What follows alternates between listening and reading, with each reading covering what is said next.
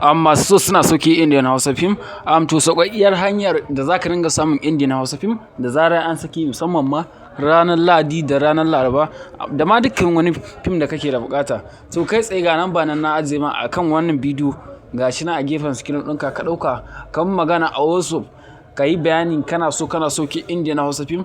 Zan ma bayani yadda za ka ringa samun Indian Hausa film da zarar an saki Indian Hausa film da ma dukkan wani Indian Hausa da kake da bukata. Kai tsaye ga nan ba nan ka yi magana a WhatsApp. Zan ma bayanin yadda za ka ringa samun Indian Hausa film. Akwai wani tsari idan ka bi shi kai tsaye zai za ka ringa samun Indian Hausa film kai tsaye ko da yaushe da zarar an saki film, kuma kullum za ka ringa samun Indian Hausa film. To kana samun Indian Hausa film, to ka tuntuɓe da kan wannan number waya. Zan ma bayanin wannan tsari. In ma ɗaiɗai kake da bukata duka ka tuntuɓa da kan wannan number waya, za ka samu cikakken bayani yadda za ka ringa sauke Indian Hausa film da an saki Indian Hausa film ba tare da ka sha wahala ba. Kana ta neman fina-finai sai film ya tsufa ma kana neman sa.